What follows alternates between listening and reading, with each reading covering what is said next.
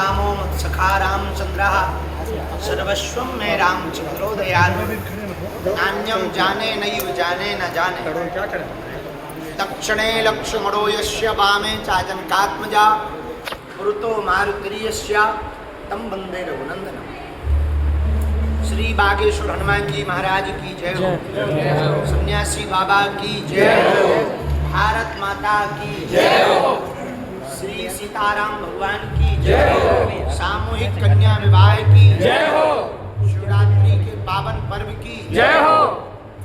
हमको बताते हुए बहुत प्रसन्नता है। 15 फरवरी को पावन तीर्थ बागेश्वर धाम पर 300 बेटियों का कन्यादान महाउत्सव 7वां विवाह महामहोत्सव बागेश्वर धाम पर होने जा रहा है।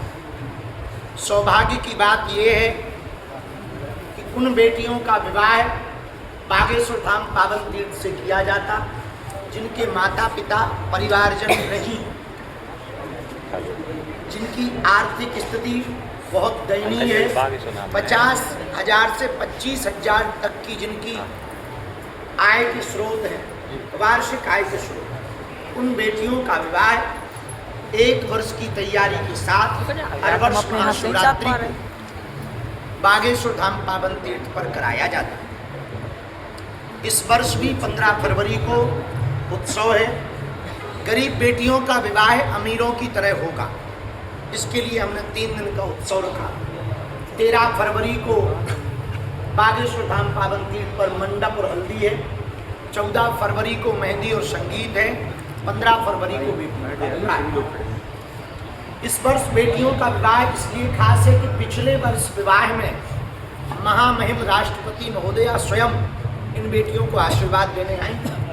इस वर्ष नेता, अभिनेता, संत, महंत ये तो आशीर्वाद देने आ ही रहे, पर दीनहीन निराश्रित बेटियों के लिए इस वर्ष हमने एक विशेष व्यवस्था की।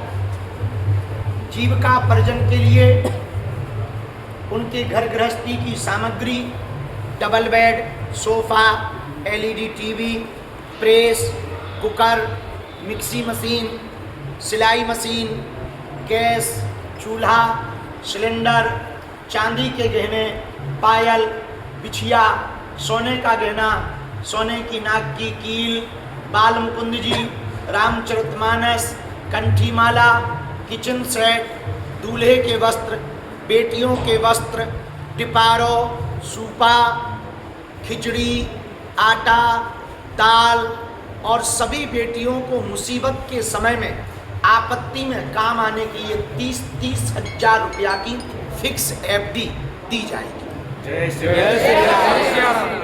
ये इतना पुनीत कार्य है कि बेटियों के कन्यादान से बढ़कर के कोई बड़ा उत्सव नहीं है। हम इस भारत में एक उदाहरण प्रस्तुत करना चाहते हैं कि बेटियां बोझ ना हो और मंदिरों की दान पेटियों में आने वाले हिंदुओं के चढ़ावा से गरीबों की बेटियों का घर बसाया जाए।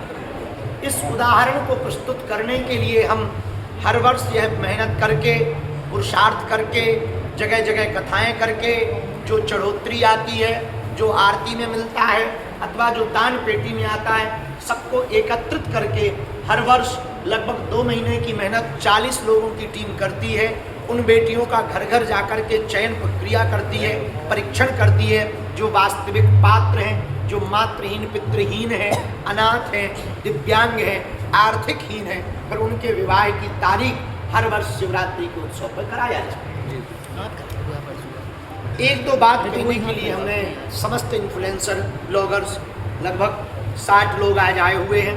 कोई बिहार से है, बनारस से भी है, अशोकनगर, खजुराहो, मंडला, गड़ा गांव से भी है, हमारे गांव से, खुरई से है, निवाड़ी से है, छतरपुर से है और गुरगांव से है, हरिद्वार से भी है, निवाड़ी से भी है, उत्तराखंड से भी है, टीकमगढ़ से भी है, ललितपुर से भी है, छतरपुर से तो है ही है, महोबा से भी है, सतना से भी है, बांदा वाले भी आए हुए हैं, अभी कथा करके आए। हरदोई, ललितपुर, तालबेहट से भी है, बिजनौर से भी है, बसारी से भी है, खजुराहो से भी है, सूपा से भी है, फिरोजाबाद से भी है,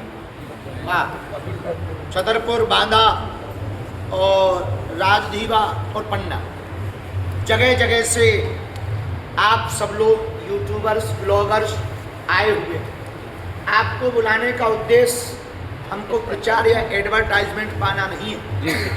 आपको बुलाने का उद्देश्य हमारा सिर्फ इतना है कि हम जो कार्य कर रहे हैं वो भारत के प्रत्येक व्यक्ति तक ये सेवा जाए, ताकि जो समाज में ऐसे लोग हैं जो लगातार संतों पर, महंतों पर, मंदिरों पर टिप्पणियां करते हैं, उनको ये मुंहतोड़ जवाब मिल सके कि हमारा सनातन धर्म यदि दान लेता भी है कोई साधु तो दिल खोल कर देता भी है।